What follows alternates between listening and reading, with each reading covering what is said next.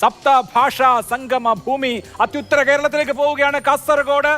CPM-നെ സംബന്ധിച്ച് AK ഗോപാലനെ പാർലമെന്റിലേക്ക് അയച്ച മണ്ഡലം ഏറ്റവും ശക്തമായ ഇടത് കോട്ട. പക്ഷേ കഴിഞ്ഞ തവണ നമുക്കറിയാം അത് വീണു. ഇവരാണ് സ്ഥാനാർത്ഥികൾ.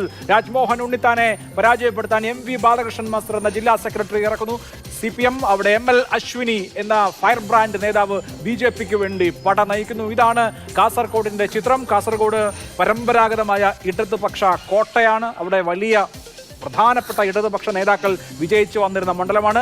ആ മണ്ഡലത്തിലാണ് അട്ടിമറി വിജയം കഴിഞ്ഞ തവണ KP സതീഷ് ചന്ദ്രനെ 40,438 വോട്ടുകൾക്ക് പരാജയപ്പെടുത്തിക്കൊണ്ട് കഴിഞ്ഞ തവണ രാജ്മോഹൻ ഉണ്ണിത്താൻ നേടിയത്. അതിന്റെ റെപ്പറ്റീഷൻ ഇത്തവണ ഉണ്ടാകുമോ, അതിന്റെ ആവർത്തനം ഉണ്ടാകുമോ എന്നറിയാനാണ് എല്ലാവരും കാത്തിരിക്കുന്നത്. ഇടതുപക്ഷത്തിന്റെ അത്രമേൽ വലിയ കേന്ദ്രങ്ങൾ, അവരുടെ രക്തസാക്ഷി ഭൂമികകളൊക്കെ ഉൾക്കൊള്ളുന്ന മണ്ഡലമാണ്. ഞാൻ വിചാരിക്കുന്നു കേരളത്തിൽ 2 സീറ്റ് CPM നേടുകയാണെങ്കിൽ അതിലൊരു സീറ്റ് കാസർഗോഡായിരിക്കും. അത് അഭിലാഷ് എനിക്കൊന്ന് വോട്ടെടുപ്പ് കഴിഞ്ഞതിന് ശേഷം അഭിലാഷ് പറഞ്ഞ ഒരു കാര്യമാണ്, നമ്മൾ അല്ലാതെ സംസാരിക്കുമ്പോഴും പറഞ്ഞു. പക്ഷേ എനിക്ക് അത്ര വിശ്വാസമില്ല കേട്ടോ. രാജ്മോഹൻ ഉണ്ണിത്താന് തന്നെ ഒരു നേരിയ സാധ്യത ഇപ്പോഴും ഞാൻ കാണുന്നുണ്ട് അവിടെ. അത് ഈ കാസർഗോഡിനെ സംബന്ധിച്ചിടത്തോളം ഇത്രയും അക്സസിബിൾ ആയിട്ടുള്ള ഒരു MP ഉണ്ടായത് ആദ്യമായിട്ടാണ്. ഇപ്പോൾ AK ഗോപാലിനെ പോലെയുള്ള നേതാക്കളും ഒക്കെ കഴിഞ്ഞതിന് ശേഷം അന്നൊന്നും ഒരുപക്ഷെ ഈ നാടുമായിട്ട് അങ്ങനെ ബന്ധം വെക്കുക, നാട്ടിൽ പല പരിപാടികൾക്ക് പോവുക എന്നുള്ളൊരു കാര്യമല്ല. അദ്ദേഹം ആ ഒരു കൾച്ചറില്ല. അതിനുശേഷം ഇത്തരം ഒരു കൾച്ചറൊക്കെ വന്നതിന് ശേഷം ഇപ്പോൾ P കരുണാകരന്റെ കാലത്താണെങ്കിലും അല്ലെങ്കിൽ അതിന് മുൻപും ഒക്കെയും CPM അങ്ങനെയൊന്നും പോകേണ്ട കാര്യം CPM-നെ സംബന്ധിച്ചിടത്തോളം കാസർഗോഡില്ല. അവർക്ക് പാർട്ടി പരിപാടികൾ അത്തരം കാര്യങ്ങളുമായിട്ട് ഏത് സ്ഥാനാർത്ഥി വന്ന് മത്സരിച്ചാലും അവിടെ ജയിക്കുന്ന സാഹചര്യം.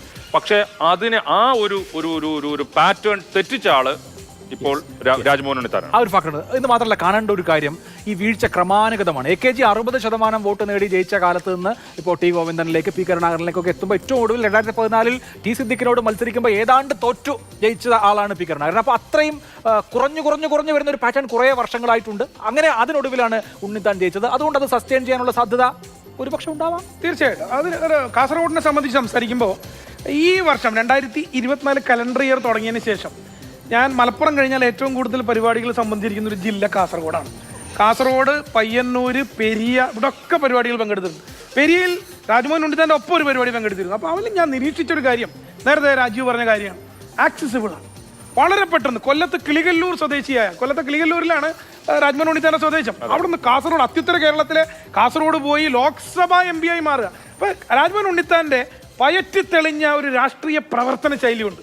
അതങ്ങ് കാസർഗോഡ് മനസ്സാ വരിച്ചു എന്നുള്ളതാണ്. കാസർഗോഡുകാർക്ക് വലിയ പരിചയമില്ല. പക്ഷേ ഇവിടെ അഭിലാഷ ഒരു കാര്യം കൂടി ചൂണ്ടിക്കാട്ടെ. ഞാൻ നമ്മളെല്ലാ മണ്ഡലങ്ങളുടെ കാര്യം പറഞ്ഞതുപോലെ മഞ്ചേശ്വരത്ത് നേരിയ ഭൂരിപക്ഷത്തിനാണ് UDF ജയിച്ചത്. മഞ്ചേശ്വരത്ത് നേരിയ ഭൂരിപക്ഷം.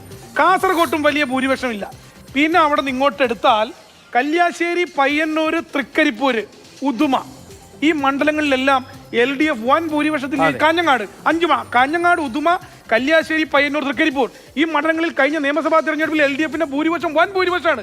വിജിന്റെയും മധുസൂദന്റെയും ഭൂരിപക്ഷം കല്യാശ്ശേരിയിലും പയ്യന്നൂരും. നേരത്തെ നമ്മൾ മട്ടന്നൂരിന്റെ ധർമ്മടത്തിന്റെ കാര്യം പറഞ്ഞ പോലെ കല്യാശ്ശേരിയും പയ്യന്നൂരും കൂടെ ഒന്ന് ഉന്തിയാൽ അവിടെ CPM സ്ഥാനാർത്ഥിക്ക്. പക്ഷേ സ്റ്റിൽ ഞാൻ പറയുന്നു, അവസാനത്തെ പോയിന്റായി ബാലകൃഷ്ണ മാഷക്ക് പകരം TV രാജേഷിനെ ആയിരുന്നു CPM സ്ഥാനാർത്ഥിയാക്കിയിരുന്നതെങ്കിൽ എന്നൊരു ചോദ്യം കഴിഞ്ഞ തവണ പയ്യന്നൂർ അത് അങ്ങനെ ആ സ്ഥാനാർത്ഥി ഏറ്റെടുക്കാൻ കാസർഗോഡ് ജില്ലാ കമ്മിറ്റി, കാസർഗോഡ് ജില്ലയിലെ CPM തയ്യാറായില്ല എന്നുള്ളതാണ് ഏറ്റവും അവസാനം കേട്ട കാര്യം. അല്ല, അതിൽ CPM നേതൃത്വം തന്നെ സ്വീകരിച്ച സമീപനം എല്ലാം കണ്ണൂർ ജില്ലാ കമ്മിറ്റിക്കാരായുള്ള പ്രശ്നം. കാരണം കണ്ണൂർ ജില്ലാ കമ്മിറ്റിയുടെ കീഴിൽ വരുന്ന പ്രദേശത്തു നിന്നാണ് KK ശൈലജ വടകരയെ മത്സരിക്കുന്നത്. കണ്ണൂർ ജില്ലാ കമ്മിറ്റിയുടെ ഭാഗമായിട്ടുള്ള ഒരാൾ കാസർഗോഡ് കൂടി മത്സരിച്ചാൽ കണ്ണൂർ ജില്ലാ കമ്മിറ്റിയുടെ ഒരു അപ്രമാദിത്വം ഉണ്ടാവുമല്ലോ. അത് വേണ്ട എന്നുള്ള നിലയിലാണ് MV ബാലകൃഷ്ണൻ മാസ്റ്റർ മത്സരിക്കുന്നത്. അപ്പോഴും ഞാൻ ഇവിടെ ഇലക്ഷന് ശേഷം കാസർഗോഡ് ഒരു ഇടത് സാധ്യത പറയാനുള്ള കാരണം അവിടെ നിന്ന് പ്രത്യേകിച്ച് കല്യാശ്ശേരി, പയ്യന്നൂർ മേഖലകളിൽ നിന്നുള്ള ഇടത് പ്രവർത്തകർ പറയുന്നത് കഴിഞ്ഞ തവണ ചില മിസ്റ്റേക്സ് പറ്റി, ഇത്തവണ ഞങ്ങളുടെ എല്ലാ വോട്ടും പോൾ ചെയ്യിച്ചിട്ടുണ്ട്, ആ കോൺഫിഡൻസ് ഞങ്ങൾക്കുണ്ടെന്നാണ്. അപ്പോൾ പയ്യന്നൂർ, കല്യാശ്ശേരി, തൃക്കരിപ്പൂർ ഇവിടങ്ങളിലെ പാർട്ടി വോട്ടുകൾ പോൾ ചെയ്യുകയും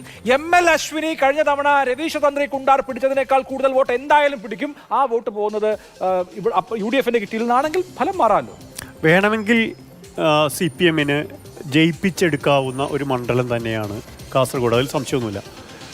പക്ഷേ അവിടെ പ്രധാനപ്പെട്ട കാര്യം, നിങ്ങൾ ഈ പറഞ്ഞ പേരുകൾക്ക് അപ്പുറത്ത് VPP മുസ്തഫയായിരുന്നു കാസർഗോട്ടെ CPM സ്ഥാനാർത്ഥി എങ്കിൽ ഒരു പക്ഷേ CPM-ന് രാജ്മോഹൻ ഉണ്ണിത്താന് ഇത്ര എളുപ്പമാകുമായിരുന്നില്ല. അശ്വിനിയെ നേരത്തെ ഷൈൻ ടീച്ചറെ കൊച്ചിയിൽ CPM സ്ഥാനാർത്ഥിയാക്കിയ പോലെ അടുത്ത നിയമസഭയ്ക്ക് മുന്നോടിയായി BJP സ്ഥാനാർത്ഥിയാക്കിയെന്ന് മാത്രമേ ഞാൻ കരുതുന്നുള്ളൂ. പക്ഷേ അതിനൊക്കെ അപ്പുറത്ത് രാജ്മോഹൻ ഉണ്ണിത്താനെ പലപ്പോഴും കാസർഗോഡ് രക്ഷിച്ചിട്ടുള്ളത് അത് മറ്റ് പല സ്ഥാനാർത്ഥികളും അതിപരിചിതത്വം കൊണ്ടാണ് വോട്ട് നേടുന്നത് എങ്കിൽ രാജ്മോഹൻ ഉണ്ണിത്താൻ അപരിചിതത്വം കൊണ്ടാണ് വോട്ട് നേടുന്നത് എന്നത് നമ്മൾ കാണാതിരുന്നുകൂടാ.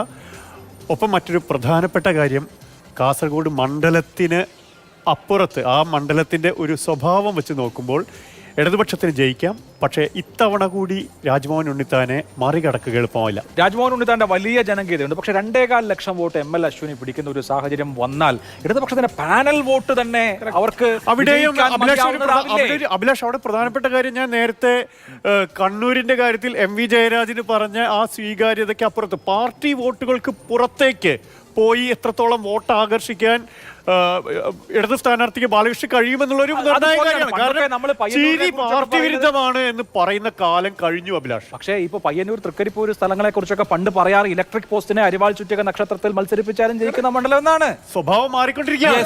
അഭിലാഷ് അത് തന്നെ പോയിന്റ്. അതായത് കയ്യൂരും ചീമേനിയും കരിവള്ളൂരൊക്കെ ഉൾപ്പെടുന്ന കാസർഗോഡ് മണ്ഡലത്തിലെ സ്ഥാനാർത്ഥി നിർണയത്തിൽ CPM-ന് ചെറിയൊരു പാളിച്ച പറ്റിയോ എന്ന് നാളെ തേജസ്വിനി പുഴയുടെ തീരത്ത് കുറച്ചുകൂടി ഊർജ്ജസ്വലനായ സ്ഥാനാർത്ഥിയെ നിർത്താൻ കഴിഞ്ഞോ എന്നുള്ളത് വിധി പറയുന്നത് റാഷിദിനോട് കൂടി ഒന്ന് ചോദിക്കാം. റാഷിദ്, കാസർഗോഡിന്റെ കാര്യം എന്താണ് റാഷിദിന് തോന്നുന്നത്? കാസർഗോഡിനെ സംബന്ധിച്ചിടത്തോളം നമ്മളിപ്പം ചർച്ചയിൽ വിട്ടുപോയതാണെന്ന് തോന്നുന്നു. 2019 അവിടെ പ്രധാനപ്പെട്ട ഒരു ഫാക്ടറായിരുന്നു കൃപേഷ് ശരത്ലാൽ കൊലപാതകം. ഞെട്ടിക്കുന്ന തെരഞ്ഞെടുപ്പിനോടനുബന്ധിച്ച് നടന്ന 2 കൊലപാതകങ്ങൾ അന്ന് ആ സ്ത്രീ വോട്ടർമാരിൽ വലിയ രീതിയിൽ സ്വാധീനം ചെലുത്തിയിട്ടുണ്ടായിരുന്നു. അത് കാസർഗോഡ് രാജ്മോഹൻ ഉണ്ണിത്താൻ വലിയ രീതിയിൽ ഗുണം ചെയ്തിട്ടുണ്ടായിരുന്നു. ഈ നിലവിലെ സാഹചര്യത്തിൽ ഈ രാജ്മോഹൻ ഉണ്ണിത്താനെ സംബന്ധിച്ചിടത്തോളം അവിടെ കോൺഗ്രസിനുള്ളിലുള്ള പ്രശ്നങ്ങളുണ്ട്. ഒപ്പം പോൾ ചെയ്ത വോട്ടിൻ്റെ ശതമാനത്തിലും നല്ല വേരിയേഷൻ ഉണ്ട്. അപ്പം ഇടത് വോട്ടുകളൊക്കെ പോൾ ചെയ്താൽ അഭിലാഷ് പറഞ്ഞ ഒരു പോയിന്റിലേക്ക് തന്നെ എത്താനുള്ള ഒരു ഇടതുപക്ഷത്തിന് നേരിയ വിജയ സാധ്യത ഉണ്ട്. ഒപ്പം കാസർഗോഡിനെ പരാമർശിക്കുമ്പോൾ BJP-യുടെ കാര്യം നമ്മൾ പറയണം. BJP-യെ നമ്മൾ എടുക്കുമ്പോൾ മാത്രമല്ല, BJP മൊത്തത്തിൽ കേരളത്തിലുള്ള കാര്യം നമ്മൾ എടുക്കുമ്പോൾ BJP-ക്ക് ക്രിസ്ത്യൻ വോട്ടുകളിൽ നിന്നുള്ള ഒരു ഷിഫ്റ്റാണ് അവർ പ്രതീക്ഷിക്കുന്നത്. അതിനനുസരിച്ചുള്ള ഒരു എക്സിറ്റ് പോൾ ഫലങ്ങളും നമ്മുടെ മുന്നിലുണ്ട്, 1 മുതൽ 3 വരെ എന്നുള്ളത്. അപ്പോൾ ഷൈജു ദാമോദരൻ നമ്മുടെ ഡെസ്കിലുള്ളത് കൊണ്ട് ഒരു ചോദ്യം ഞാൻ ഷൈജു ദാമോദരനിലേക്ക് പാസ് ചെയ്യാണ്. അതായത് സാധാരണ ലോകകപ്പ് ക്രിക്കറ്റ് വന്നു കഴിഞ്ഞാൽ സൗത്ത് ആഫ്രിക്ക പലപ്പോഴും കപ്പ് നേടും എന്ന് പറയുന്ന ഒരു അവസരം ഉണ്ടാവും, അവസാനം അവർ വീണു പോകുന്ന ഒരു അവസ്ഥ നമ്മൾ കാണാറുണ്ട്. അതുപോലെ ആവുമോ അതോ എന്തായിരിക്കും കേരളത്തിലെ BJP-യുടെ അവസ്ഥ എന്ന് ഷൈജു ദാമോദരനിലെ പ്രതികരണം പ്രതീക്ഷിക്കുന്നു അഭിലാഷ്? നല്ല നിരീക്ഷണമാണ് റാഷിദ് നടത്തിയിരിക്കുന്നത്. സൗത്ത് ആഫ്രിക്കയുടെ ക്രിക്കറ്റ് മത്സര വേദികളിൽ സൗത്ത് ആഫ്രിക്ക പലപ്പോഴും കൊതിപ്പിച്ച് അവസാനം നിരാശപ്പെടുത്തുന്ന ഒരു രീതിയാണ്. കറക്റ്റ്, നല്ല നിരീക്ഷണമാണ്. പക്ഷേ അതിൽ ഉത്തരം തരേണ്ടത് നാളെ ഉച്ചയ്ക്ക് 12 മണി വരെ കാത്തിരിക്കുക. അതിൻ്റെ അവസാന ഉത്തരം സൗത്ത് ആഫ്രിക്കയായി മാറുമോ, ക്രിക്കറ്റിലെ സൗത്ത് ആഫ്രിക്കയായി മാറുമോ? നല്ല നിരീക്ഷണമാണ് റാഷിദ്, നല്ല